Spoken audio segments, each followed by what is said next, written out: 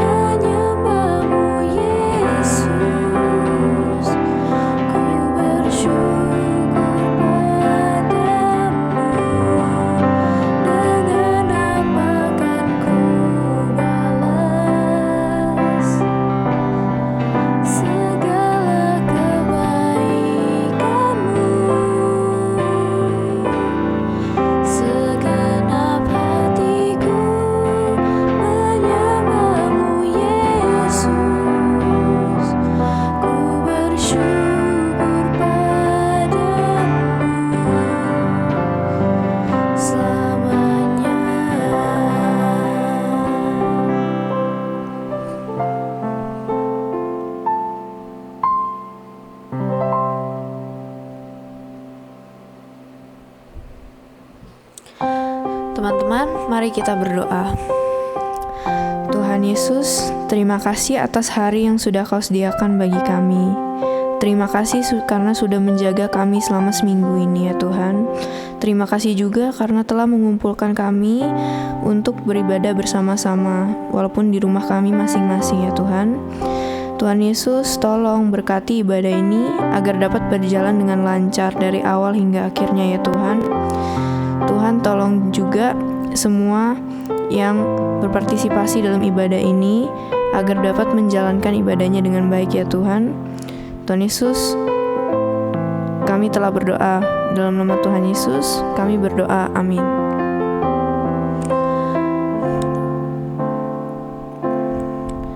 Mari kita semua bangkit berdiri. Mari kita memujikan Allah sanggup sambil bertepuk tangan.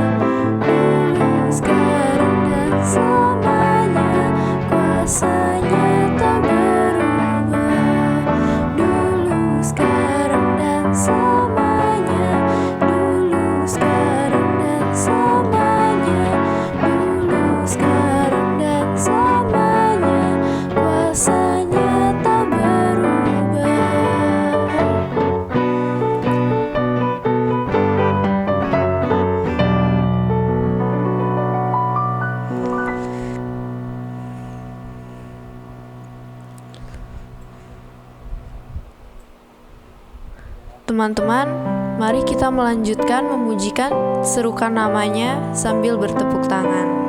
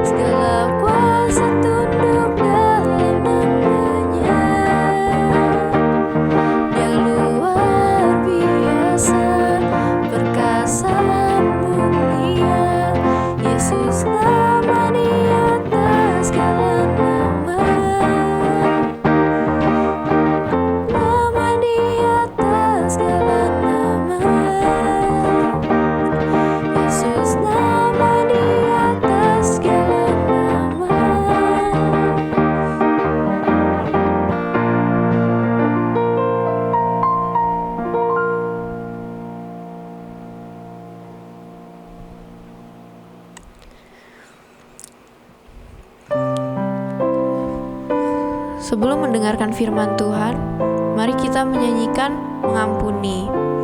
Teman-teman dipersilakan untuk duduk kembali.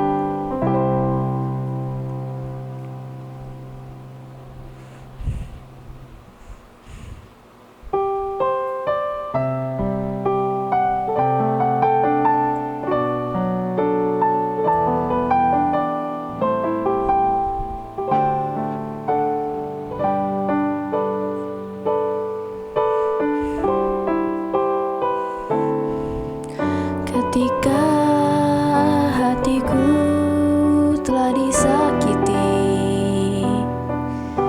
ajarku memberi, hati mengampuni. Ketika hidupku telah dihakimi, ajarku memberi, hati mengasihi.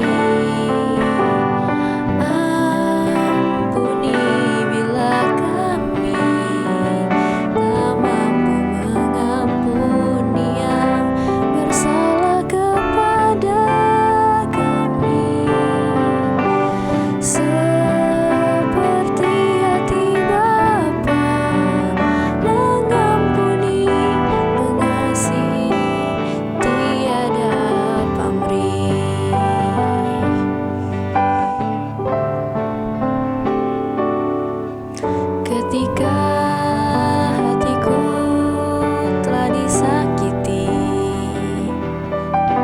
ajarku memberi, hati mengampuni. Ketika hidupku telah dihakimi, ajarku memberi, hati mengasihi.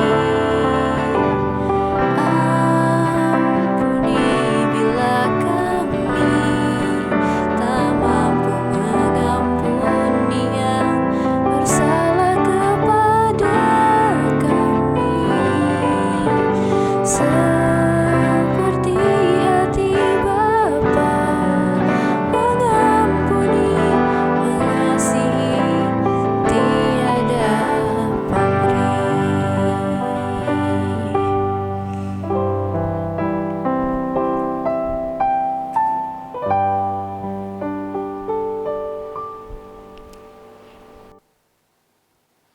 Teman-teman, mari kita berdoa. Bapa, kami bersyukur buat segala kebaikan Tuhan di dalam kehidupan kami. Dan terima kasih kalau pada pagi hari ini Tuhan masih memberikan kesempatan kepada kami untuk beribadah, bahkan merenungkan kebenaran firman Tuhan. Siapkanlah hati kami Bapa untuk menerima kebenaran firman Tuhan. Lembutkan hati kami sehingga firman itu boleh sungguh bertumbuh di dalam setiap hati kami. Beri kepada kami hikmat untuk dapat mengerti kebenaran firman yang sebentar lagi akan kami renungkan. Dan kiranya Engkau juga menganugerahkan kepada kami konsentrasi yang baik. Sehingga waktu firman itu diberitakan kami boleh dengan kesungguhan hati mendengarkannya. Terpujilah nama-Mu ya Bapa, di dalam nama Tuhan Yesus kami sudah berdoa dan bersyukur. Amin. Selamat pagi teman-teman yang terkasih, bersyukur sekali kalau pada pagi hari ini kita masih diberikan kesempatan untuk kembali beribadah serta merenungkan kebenaran firman Tuhan. Tidak terasa minggu ini kita sudah memasuki minggu kedua di bulan Oktober. Dan selama 1 bulan penuh ini kita akan membahas mengenai tema-tema yang berkaitan dengan keluarga. Nah, hari ini saya akan membahas mengenai sebuah perumpamaan yang saya yakin itu tidak asing lagi di telinga kalian. Tapi sebelum kita masuk pada pembahasan firman Tuhan pada pagi hari ini, izinkan saya terlebih dahulu bertanya kepada kalian. Kira-kira apa yang pertama kali muncul di dalam benak kalian pada saat pertama kali kalian melihat atau berjumpa dengan seorang mantan narapidana? Mungkin kalian pernah mengalami hal itu, kalian tidak tahu kalau dia adalah narapidana dan dia ada di hadapan kalian, tetapi usut punya usut, ternyata orang itu adalah narapidana. Apa yang kalian pikirkan pertama kali waktu melihat orang tersebut? Dan adakah perubahan-perubahan sikap yang kalian tunjukkan ketika mengetahui identitas dari orang tersebut? Teman-teman, saya punya pengalaman demikian. Saya bukan hanya bertemu dengan mantan narapidana, tetapi bertemu dengan narapidana pun, jadi orang itu masih di dalam penjara, saya juga pernah mengalaminya. Dan yang muncul pertama kali di dalam benak saya waktu berjumpa dengan dia, dengan orang tersebut adalah orang ini merupakan orang jahat. Itu sebabnya dia ada atau pernah di dalam penjara. Dan sikap saya juga mulai berubah. Saya tidak secara otomatis saya langsung menjaga jarak ketika berbicara dengan dia. Ada perasaan khawatir, ada perasaan cemas dan juga was-was waktu berbincang dengan orang tersebut. Dan saya yakin teman-teman hal ini juga akan terjadi kepada kita semua. Kalian juga akan mengalami apa yang saya alami. Kita tidak bisa dengan mudahnya menerima orang-orang yang kita tahu orang itu sudah berbuat dosa. Tidak mudah sekali teman-teman untuk kita bisa menerima hal itu. Beberapa waktu lalu saya membaca berita harian Kompas dan saya menemukan di berita tersebut bahwa ada seorang bapak bernama Ade Abdul Rosid. Dia ini berasal dari Bandung. Dalam wawancara dengan harian Kompas itu dia juga mengatakan hal yang sama. Ya, bahwa ternyata ketika orang-orang berjumpa dengan dia dan tahu identitas dia pernah menjadi seorang narapidana, orang-orang mulai menghindari dirinya. Orang-orang mulai bersikap sinis dengan dia. Orang-orang memandang dia sebelah mata. Dan butuh waktu yang sangat lama sekali untuk akhirnya dia bisa diterima oleh masyarakat yang ada di sana. Itu yang dikatakan oleh mantan narapidana. Ini semakin menegaskan kembali bahwa kita itu sulit sekali untuk menerima kehadiran dari orang-orang yang kita tahu orang itu sudah berbuat dosa. Dan ini sama seperti firman Tuhan yang sebentar lagi akan kita renungkan bersama. Dan saya mengajak saudara untuk membuka firman Tuhan yang terambil dari Lukas pasalnya yang ke-15, ayatnya yang ke-11 sampai dengan ayat yang ke-32. Sekali lagi Lukas pasal 15 ayat yang ke-11 sampai dengan ayat yang ke-32. Jikalau saudara sudah menemukannya, saya akan membacakan dan saudara dapat mengikuti dalam hati. Demikianlah firman Tuhan, perumpamaan tentang anak yang hilang. Yesus berkata lagi, ada seorang mempunyai 2 anak laki-laki, kata yang bungsu kepada ayahnya, "Bapa, berikanlah kepadaku bagian harta milik kita yang menjadi hakku." Lalu ayahnya membagi-bagikan harta kekayaan itu di antara mereka. Beberapa hari kemudian anak bungsu itu menjual seluruh bagiannya itu lalu pergi ke negeri yang jauh. Di sana ia memboroskan harta miliknya itu dengan hidup berfoya-foya. Setelah dihabiskan semuanya, timbullah bencana kelaparan di dalam negeri itu dan ia pun mulai melarat. Lalu ia pergi dan bekerja pada seorang majikan di negeri itu. Orang itu menyuruhnya ke ladang untuk menjaga babinya. Lalu ia mengisi perutnya dengan ampas yang menjadi makanan babi itu, tetapi tidak seorang pun yang memberikannya kepadanya. Lalu ia menyadarinya, katanya, "Betapa banyaknya orang upahan Bapakku yang berlimpah-limpah makanannya, tetapi aku di sini mati kelaparan. Aku akan bangkit dan pergi kepada Bapakku dan berkata kepadanya, Bapa, aku telah berdosa terhadap sorga dan terhadap Bapa. Aku tidak layak dijadikan sebagai salah seorang, aku tidak layak disebut sebagai anak Bapa. Jadikanlah aku sebagai salah seorang upahan Bapa." Maka bangkitlah ia dan pergi kepada bapaknya. Ketika ia masih jauh, ayahnya telah melihatnya, lalu tergeraklah hatinya oleh belas kasihan. Ayahnya itu berlari mendapatkan dia, lalu merangkul dan mencium dia. Kata anak itu kepadanya, "Bapa, aku telah berdosa terhadap sorga dan terhadap Bapa. Aku tidak layak lagi disebutkan anak Bapa." Tetapi ayahnya itu berkata kepada hamba-hambanya, lekaslah bawa kemari jubah yang terbaik, pakailah itu kepadanya dan kenakanlah cincin pada jarinya dan sepatu pada kakinya. Dan ambillah anak lembu tambun itu, sembelihlah dia dan marilah kita makan dan bersuka cita. Sebab anakku itu ini telah mati dan menjadi hidup kembali. Ia telah hilang dan didapat kembali. Maka mulailah mereka bersukaria, tetapi anaknya yang sulung berada di ladang, dan ketika ia pulang dan dekat ke rumah, ia mendengar bunyi seruling dan nyanyian tari-tarian. Lalu ia memanggil salah seorang hamba dan bertanya kepadanya, apa arti semuanya itu? Jawab hamba itu, adikmu telah kembali dan ayahmu telah menyembelih anak lembu tambun, karena ia mendapatkannya kembali dengan sehat. Maka marahlah anak sulung itu dan ia tidak mau masuk. Lalu ayahnya keluar dan berbicara dengan dia. Tetapi ia menjawab ayahnya, katanya, telah bertahun-tahun aku melayani Bapa dan belum pernah aku melanggar perintah Bapa. Tetapi kepadaku belum pernah Bapa memberikan seekor anak kambing untuk bersuka cita dengan sahabat-sahabatku. Tetapi baru saja datang anak Bapa yang telah memboroskan harta kekayaan Bapa bersama-sama dengan pelacur-pelacur, maka Bapa menyembelih anak lembu tambun itu untuk dia. Kata ayahnya kepadanya, anakku, engkau selalu bersama-sama dengan aku dan segala kepunyaanku adalah kepunyaanmu. Kita patut bersuka cita dan bergembira karena adikmu telah mati dan menjadi hidup kembali. Ia telah hilang dan didapatkan kembali. Sedemikian jauh pembacaan firman Tuhan kita pada pagi hari ini. Teman-teman, seperti yang saya katakan tadi bahwa perumpamaan hari ini merupakan sesuatu yang tidak asing lagi, kita mungkin sudah sering sekali mendengarkannya. Dan ada 3 tokoh yang muncul dalam perumpamaan ini. Saya mau mengajak teman-teman untuk mengenal lebih dekat dengan 3 tokoh yang ada di dalam perumpamaan ini. Ya, dan kira-kira Tuhan sebetulnya sedang mau mengajarkan apa, baik itu kepada orang-orang di masa lampau ataupun kepada kita, orang percaya yang ada di masa sekarang. Pertama-tama teman-teman, tokoh yang ada di dalam perumpamaan ini adalah anak bungsu.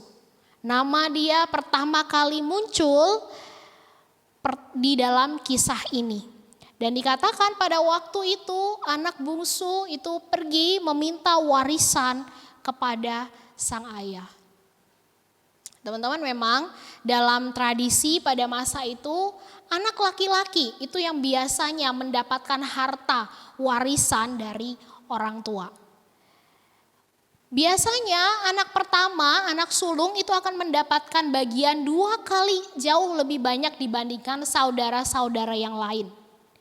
Maka apabila si ayah mempunyai 2 orang anak, si sulung akan mendapatkan 2/3 bagian, sedangkan bungsu itu akan mendapatkan 1/3 bagian. Kapan warisan itu diberikan? Itu terserah si ayah.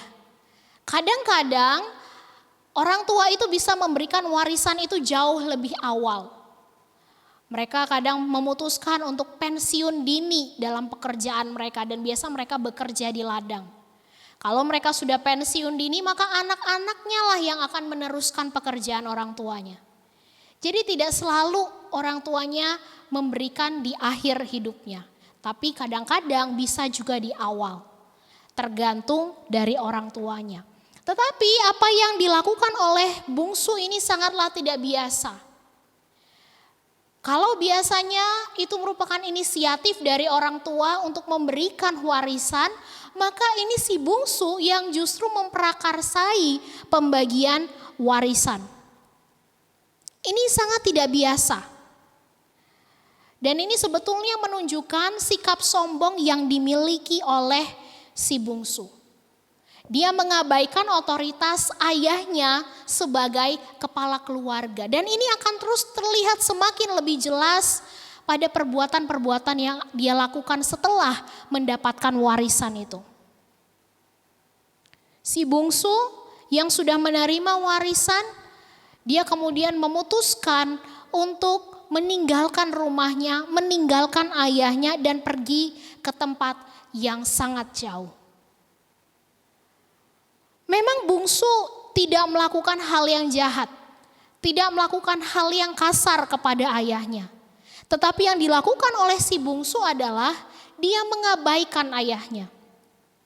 Dan ini sebetulnya menjadi tujuan serta inti dari segala tindakan yang dia lakukan selama ini. Dia mau hidupnya tidak lagi dikuasai atau tidak mau lagi diatur oleh ayahnya. Si bungsu ingin hidup dengan bebas. Dia ingin bisa berfoya-foya dan melakukan segala sesuatu sesuai dengan kehendak hatinya. Dan ini juga sebetulnya menggambarkan kita manusia yang berdosa. Bungsu menggambarkan kita manusia yang berdosa yang lebih suka untuk mengatur diri sendiri daripada diatur oleh Tuhan. Itulah penggambaran dari si bungsu itu.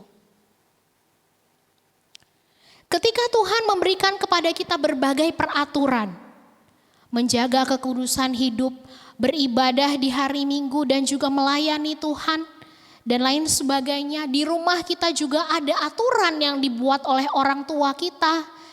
Entah itu mungkin tidak boleh pulang malam lewat dari jam 9. Setiap hari kita harus belajar. Ketika ujian kita tidak boleh bermain games dan lain sebagainya. Adakah kalian dengan senang hati mau melakukannya? Apakah kalian senang ketika hidup kalian itu diatur oleh Tuhan dan juga oleh orang tua kalian? Atau justru kalian bersungut-sungut ketika melakukannya? Kalian ingin bebas, kalian tidak mau melakukan apa yang diperintahkan oleh Tuhan. Kalian mau mengatur diri kalian sendiri. Dan kalau itu terjadi kepada kalian, kalian tidak mau lagi diatur oleh Tuhan dan juga oleh orang tua kalian sebagai wakil Tuhan yang ada di bumi ini, maka sebetulnya yang menjadi anak hilang itu adalah kita, kalian. Apa yang terjadi teman-teman ketika kita mulai mau mengatur diri kita sendiri? Tidak mau lagi diatur oleh Tuhan. Yang terjadi adalah penderitaan dan juga kehinaan. Itu yang firman Tuhan katakan pada pagi hari ini. Si bungsu ketika dia memilih untuk pergi jauh, dia tidak mau diatur lagi oleh ayahnya. Akhir dari kehidupannya adalah dia mengalami kehinaan dan juga penderitaan. Memang di awal-awal dari kepergiannya itu terasa sangat menyenangkan sekali. Kenapa? Karena dia bisa hidup berfoya-foya. Menggunakan uang yang diberikan oleh orang tuanya dengan sesuka hatinya. Tetapi kesenangan itu tidak berlangsung lama. Karena pada akhirnya uang yang diberikan oleh ayahnya itu kemudian habis. Dan di saat bersamaan bencana kelaparan juga terjadi di negeri itu. Dan seketika itu juga hidup dari si bungsu kemudian berubah. Dia menjadi sangat miskin dan juga sangat melarat. Begitu susah kehidupan yang harus dia jalani sehingga dengan terpaksa dia harus bekerja. Dan pekerjaan yang saat itu dia lakukan adalah menjadi seorang penjaga babi. Teman-teman, untuk kalian ketahui bahwa binatang babi bagi orang Yahudi itu merupakan satu binatang yang sangat hina, yang haram. Kalau dia bekerja sebagai seorang penjaga babi, maka itu berarti pekerjaan yang dia lakukan itu juga hina. Dan pada waktu itu dia bukan hanya harus bekerja sebagai seorang penjaga babi, tetapi ketika dia ingin makan, dia sangat lapar dan mau makan makanan babi, tidak ada satupun orang yang mau memberikan kepada dirinya. Sepertinya dia ini tidak layak untuk mendapatkan makanan babi itu. Pekerjaannya sudah sangat hina, mau makan makanan babi pun tidak layak. Berarti sebetulnya keadaan dia saat itu jauh lebih hina dibandingkan dengan binatang babi. Teman-teman, ketika kita tidak lagi mau taat melakukan perintah Tuhan, memilih untuk mengatur kehidupan kita sendiri, hidup di dalam dosa, awal-awalnya memang akan terlihat sangat menyenangkan. Tetapi akhir dari perbuatan dosa yang kita lakukan yaitu penderitaan dan juga kehinaan. Ketika kita memilih untuk menipu orang lain, kemudian untuk mencuri, awalnya terlihat baik-baik saja, tetapi kita bisa berujung di penjara. Kita memilih untuk bermain game, tidak tahu waktu. Sepanjang hari kita bermain, awalnya memang sangat menyenangkan sekali ketika melakukannya. Tetapi itu akan merusak kesehatan kalian dan juga bisa berujung kepada kematian. Selain itu malas belajar, lebih memilih untuk leyeh-leyeh. Awalnya memang menyenangkan ketika kalian melakukannya, tapi itu juga akan berakhir dengan kesedihan.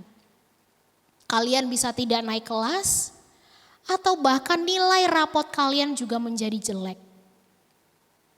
Itu beberapa contoh perbuatan dosa yang terlihat sangat menyenangkan di awal-awal, tetapi sebetulnya akan berujung kepada penderitaan. Teman-teman, memang akibat dari perbuatan dosa yang kita lakukan itu tidak selamanya akan kita dapatkan saat itu juga. Tetapi firman Tuhan mengingatkan bahwa akibat dari perbuatan dosa itu tetap akan kita dapatkan. Mungkin tidak sekarang, tetapi di kekekalan kita akan mendapatkan akibatnya. Dan itulah yang terjadi dalam kisah Lazarus dan juga orang kaya. Di mana akhir dari kehidupan si orang kaya itu adalah penderitaan di dalam kekekalan. Setelah mengalami penderitaan dan juga kehinaan, si bungsu kemudian menyadari perbuatan dosa yang sudah dilakukannya. Kemudian dia memutuskan untuk kembali pulang ke rumah ayahnya. Dan sesampainya di sana dia mengakui perbuatan dosa yang sudah dia lakukan selama ini. Teman-teman, mari kita merenungkan kembali setiap perbuatan yang sudah kita lakukan. Adakah selama ini kalian lebih memilih untuk melakukan hal-hal yang menjadi kesenangan kalian dibandingkan kalian melakukan apa yang menjadi perintah Tuhan? Awalnya mungkin akan terasa menyenangkan, tetapi semuanya itu perbuatan dosa yang kita lakukan itu akan memiliki dampak buruk bagi diri kita. Maka sebelum penderitaan dan juga kehinaan yang menjadi akibat dari dosa yang kita lakukan itu terjadi pada kita, maka marilah terlebih dahulu kita mengakui perbuatan dosa kita di hadapan Tuhan. Kita mau datang kepada Tuhan, meminta pengampunan dari Tuhan. Tidak perlu menunggu sampai penderitaan itu datang, tapi dari sekarang kita bisa memohon pengampunan dari Tuhan. Tokoh kedua yang muncul dalam perumpamaan ini adalah sang ayah. Dan sang ayah ini menjadi tokoh utama dalam perumpamaan ini. Penekanan utama dalam perumpamaan anak yang hilang ini adalah sikap Allah kepada orang berdosa yang mau bertobat. Dan ini ditunjukkan di dalam diri si ayah. Meskipun anaknya itu sudah bersikap kurang ajar, meminta harta warisan ketika dia masih hidup, kemudian pergi memilih meninggalkan rumah. Tetapi ketika si anak itu pulang, ayahnya tetap menerima dia dengan penuh sukacita dan dengan penuh kasih sayang. Bahkan setiap hari si ayah itu menunggu kepulangan anaknya. Dari mana kita bisa tahu? Kalau si ayah setiap hari menunggu kepulangan anaknya. Kita bisa tahu karena pada waktu itu anaknya itu jarak antara anaknya dengan orang tuanya itu masih sangat jauh. Tetapi meskipun masih sangat jauh, si ayahnya itu yang sudah melihat dia, kemudian tergeraklah oleh belas kasihan, berlari dan juga merangkul serta mencium anak itu. Jadi dari kejauhan dia memandang anak itu dan mau meraih anak itu. Si ayah sangat rindu sekali. Sehingga waktu dia lihat anaknya dari kejauhan, dia tidak berjalan untuk bertemu dengan anak itu. Tetapi dia berlari untuk menghampiri si bungsu. Dan setelah itu dia merangkul dan juga menciumnya. Saya yakin teman-teman pada waktu itu anak si bungsu yang pulang ini dia pulang tidak dalam keadaan yang baik. Dia pasti datang dengan keadaan kurus, dengan badan yang bau dan juga sangat kotor. Apalagi pekerjaannya sebagai seorang penjaga babi. Tetapi ayahnya tidak menghiraukan keadaan anaknya. Dengan penuh kasih sayang dia memeluk dan juga mencium anaknya. Bahkan belum sempat si bungsu ini menyampaikan permintaan maafnya dan juga keinginannya untuk bekerja sebagai upahan ayahnya. Sang ayah langsung dengan segera menyuruh para hamba-hambanya untuk membawakan dia jubah yang terbaik, memberikan cincin dan juga sepatu kepada anaknya. Semua itu adalah sesuatu yang sebetulnya tidak layak untuk didapatkan oleh si bungsu. Mengingat apa yang sudah dia lakukan. Jubah terbaik itu biasanya diberikan kepada tamu kehormatan. Cincin itu menandakan otoritas yang diberikan oleh ayahnya. Jadi dia memiliki otoritas sebagai anak laki-laki, bukan sebagai seorang pelayan. Dia juga diberikan sepatu pada waktu itu oleh ayahnya. Padahal pada waktu itu sepatu itu merupakan sesuatu yang hanya orang-orang tertentu yang bisa memakainya. Para budak dan juga orang miskin itu tidak layak. Biasanya tidak memakai sepatu pada zaman itu. Tapi semuanya itu diberikan kepada si bungsu. Yang sebetulnya kalau dipikir-pikir sama sekali tidak layak untuk menerima semua pemberian ayahnya. Dan bukan hanya itu saja teman-teman, tapi ayahnya juga menyuruh para pelayan untuk mengambil lembu tambun, untuk disembelih serta mengadakan pesta, merayakan kepulangan anaknya yang dulu hilang. Teman-teman, meskipun kita ini merupakan manusia yang berdosa, seringkali mengecewakan hati Tuhan. Tetapi kita diingatkan kembali bahwa Tuhan kita itu adalah pribadi yang penuh kasih. Dia akan menerima kita kembali, manusia yang berdosa ini, apabila kita datang kepadanya, mengaku dosa dan juga memohon pengampunan kepadanya. Seperti ayah yang menunggu kepulangan anaknya yang hilang. Demikian juga Tuhan. Dia selalu menunggu kita untuk pulang kembali kepadanya. Meninggalkan perbuatan dosa kita yang lama dan datang kepadanya.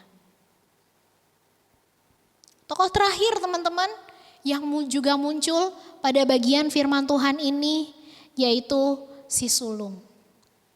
Ya, ketika dia tahu ayahnya mengadakan pesta untuk menyambut kepulangan adiknya, yang terjadi pada saat itu adalah dia sangat marah sekali dan dia tidak mau ikut pesta.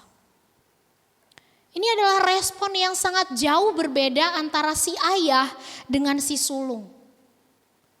Ayah menerima dengan sangat baik kepulangan dari si bungsu. Sedangkan si sulung dia menolak untuk memaafkannya. Bahkan dia merasa sangat pahit sekali melihat apa yang dilakukan oleh ayahnya. Dia merasa tidak adil. Kenapa ayahnya memperlakukan secara istimewa anak yang sebetulnya sangat kurang ajar itu. Dia merasa iri hati ketika ayahnya mengadakan pesta bagi adiknya.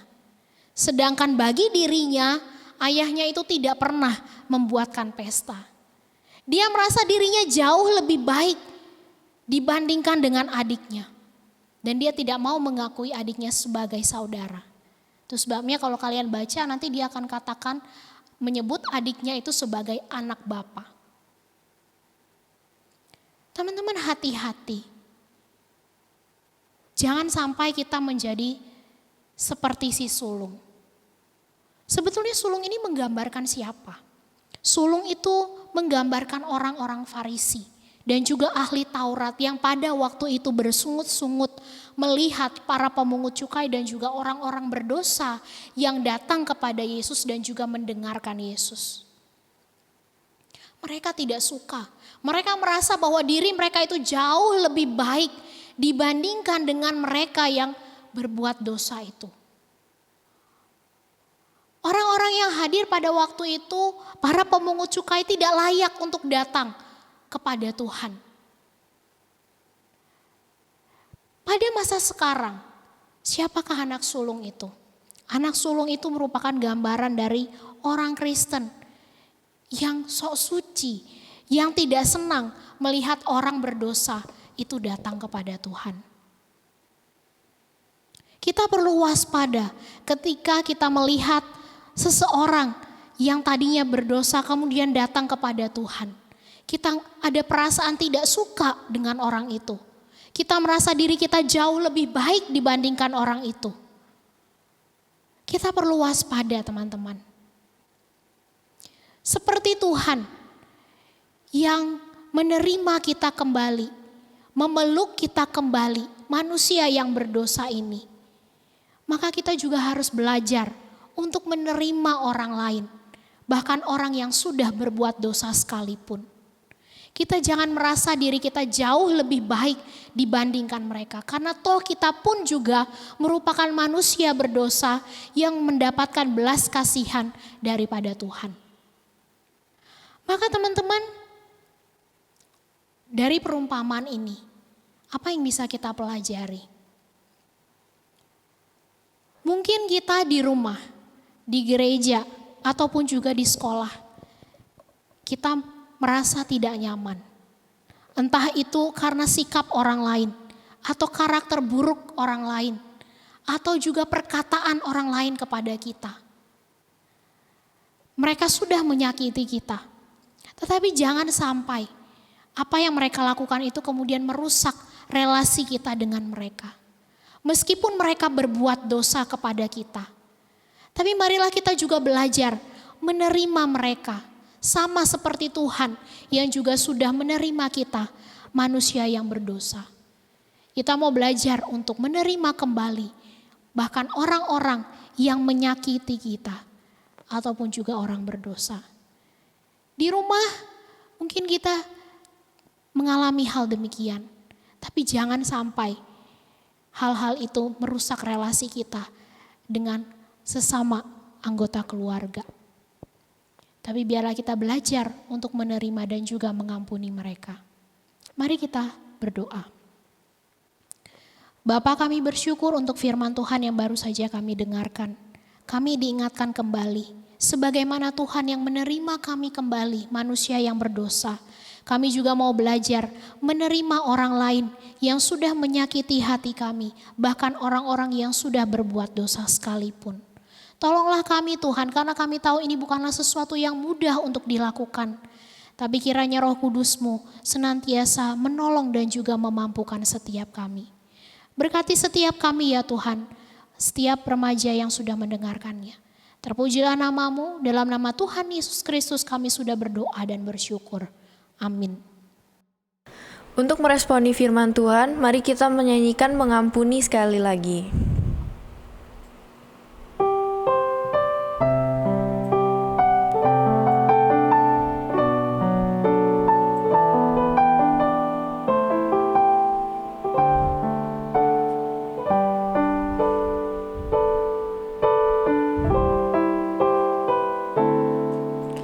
Ketika hatiku telah disakiti,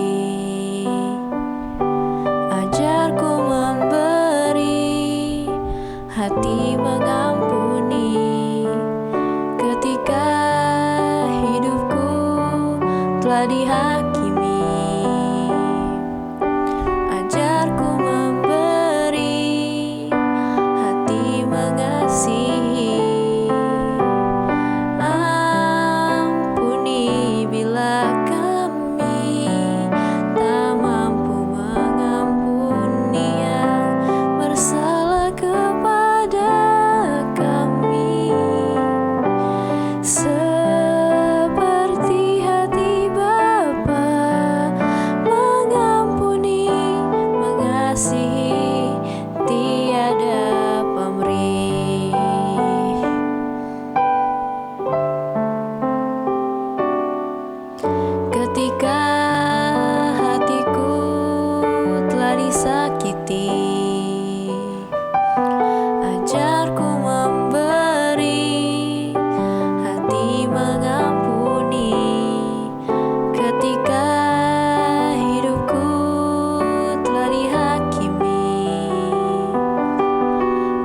biar ku memberi hati mengasihi.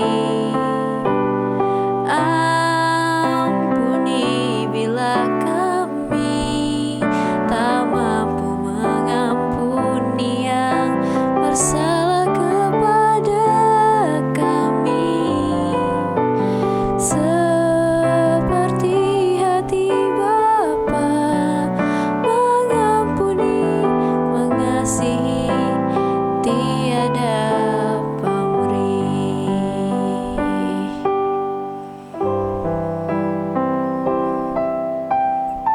Teman-teman, mari kita berdoa.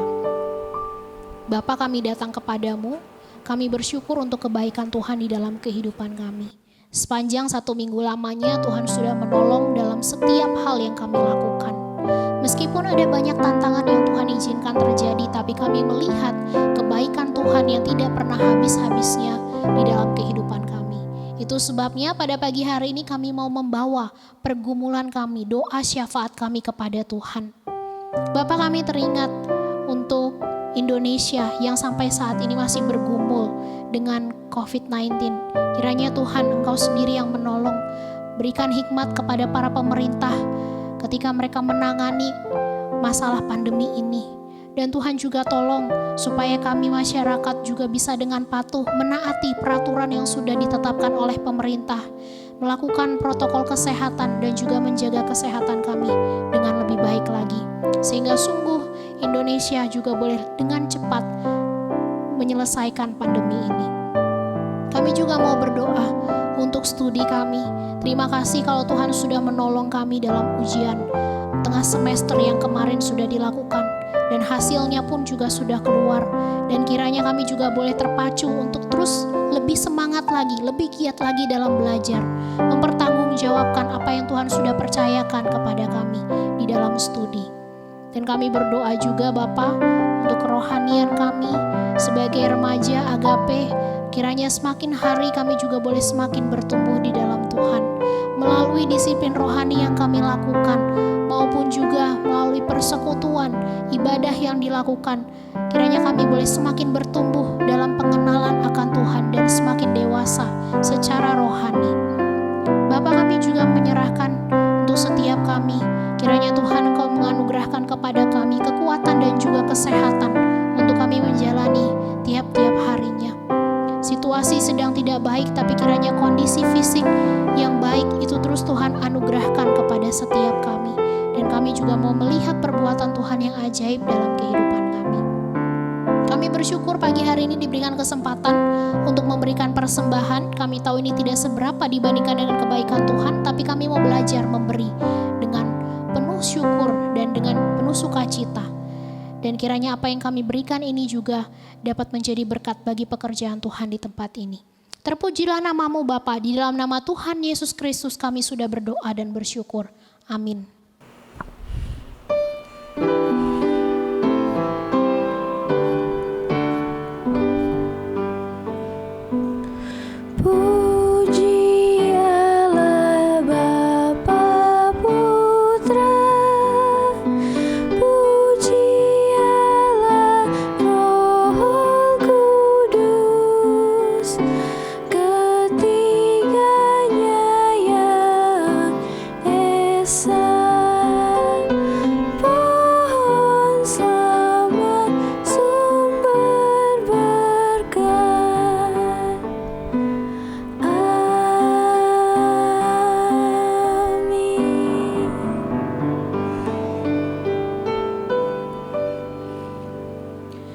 Teman-teman yang dikasihi oleh Tuhan, pulanglah ke dalam kehidupanmu sehari-hari dan lakukanlah firman Tuhan itu di dalam kehidupanmu. Terimalah berkat Tuhan. Tuhan memberkati engkau dan melindungi engkau. Tuhan menyinari engkau dengan wajahnya dan memberikan engkau kasih karunia. Tuhan menghadapkan wajahnya kepadamu dan memberi engkau damai sejahtera dari saat ini sampai Maranatha. Amin.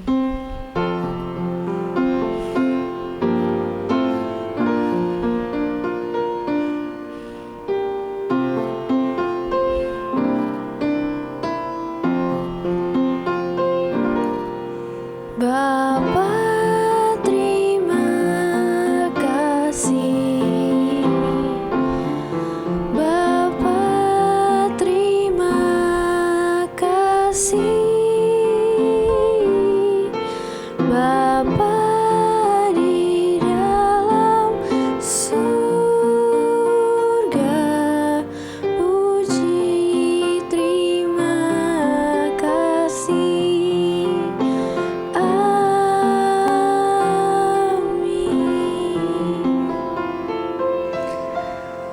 Selamat hari Minggu teman-teman semua.